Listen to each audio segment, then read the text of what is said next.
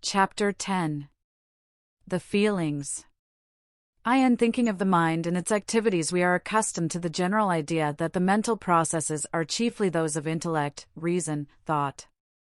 But, as a fact, the greater part of the mental activities are those concerned with feeling and emotion. The intellect is the youngest child of the mind, and while making its presence strenuously known in the manner of all youngest children, so that one is perhaps justified in regarding it as the whole thing in the family, nevertheless it really plays but a comparatively small part in the general work of the mental family. The activities of the feeling side of life greatly outnumber those of the thinking side, are far stronger in their influence and effect, as a rule, and, in fact, so color the intellectual processes, unconsciously, as to constitute their distinctive quality except in the case of a very few advanced thinkers. But there is a difference between feeling and emotion, as the terms are employed in psychology. The former is the simple phase, the latter the complex. Generally speaking, the resemblance or difference is akin to that existing between sensation and perception, as explained in a previous chapter. Beginning with the simple, in order later on to reach the complex, we shall now consider that which is known as simple feeling.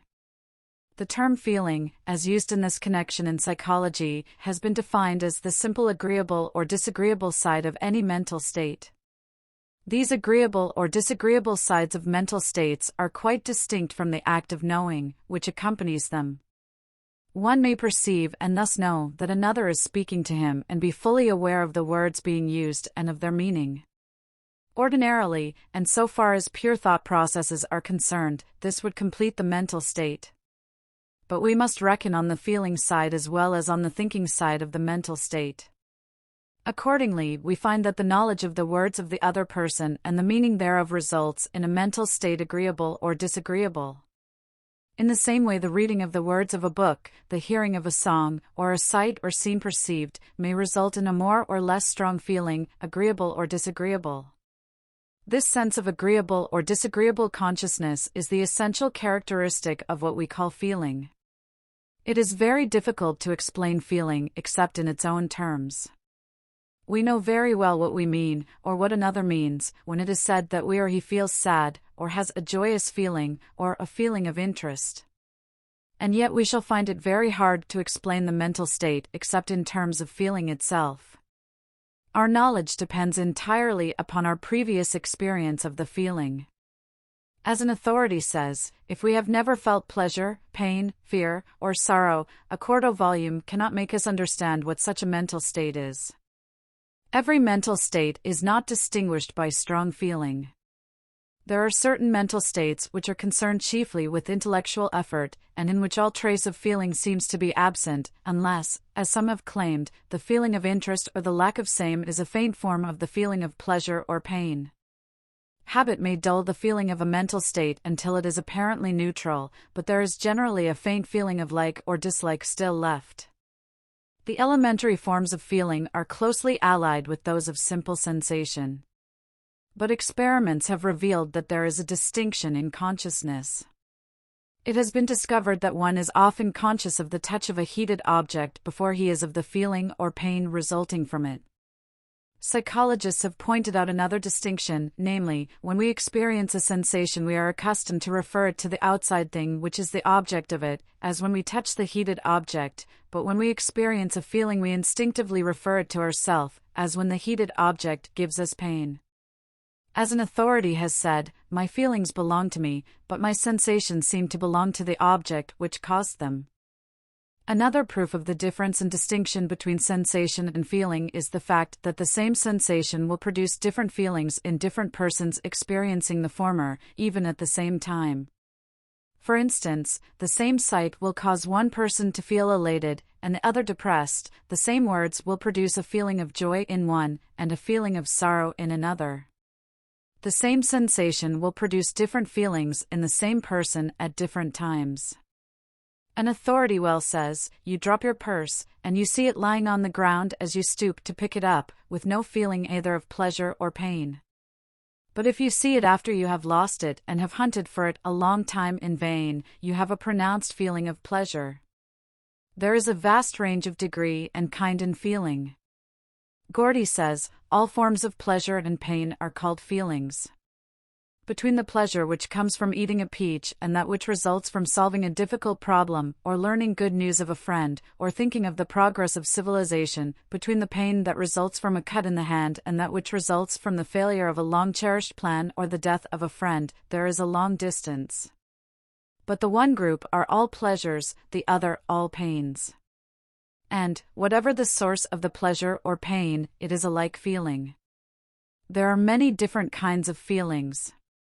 Some arise from sensations of physical comfort or discomfort, others from purely physiological conditions, others from the satisfaction of accustomed tastes, or the dissatisfaction arising from the stimulation of unaccustomed tastes, others from the presence or absence of comfort, others from the presence or absence of things or persons for whom we have an affection or liking. Overindulgence often transforms the feeling of pleasure into that of pain, and, likewise, habit and practice may cause us to experience a pleasurable feeling from that which formerly inspired feeling of an opposite kind. Feelings also differ in degree, that is to say, some things cause us to experience pleasurable feelings of a greater intensity than do others, and some cause us to experience painful feelings of a greater intensity than do others. These degrees of intensity depend more or less upon the habit or experience of the individual. As a general rule, feelings may be classified into 1. Those arising from physical sensations, and 2. Those arising from ideas. The feelings, depending upon physical sensations, arise either from inherited tendencies and inclinations or from acquired habits and experience. It is an axiom of the evolutionary school that any physical activity that has been a habit of the race, long continued, becomes an instinctive pleasure-giving activity in the individual.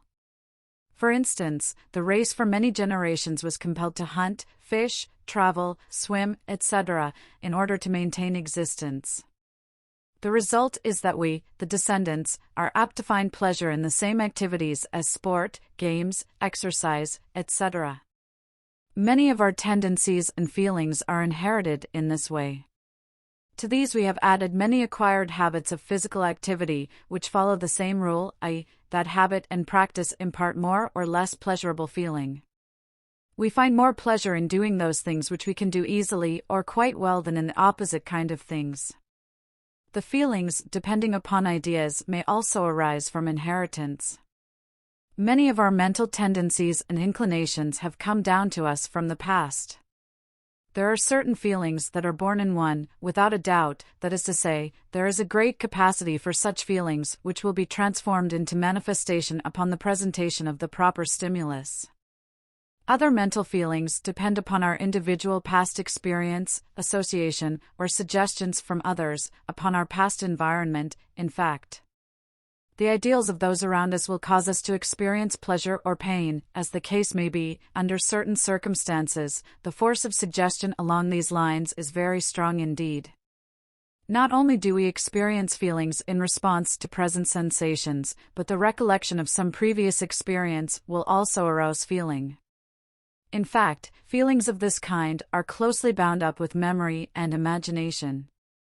Persons of vivid imagination are apt to feel far more than others. They suffer more and enjoy more. Our sympathies, which depend largely upon our imaginative power, are the cause of many of our feelings of this kind. Many of the facts which we generally ascribe to feeling are really a part of the phenomena of emotion, the latter being the more complex phase of feeling. For the purposes of this consideration, we have regarded simple feeling as the raw material of emotion, the relation being compared to that existing between sensation and perception. In our consideration of emotion, we shall see the fuller manifestation of feeling and its more complex expressions.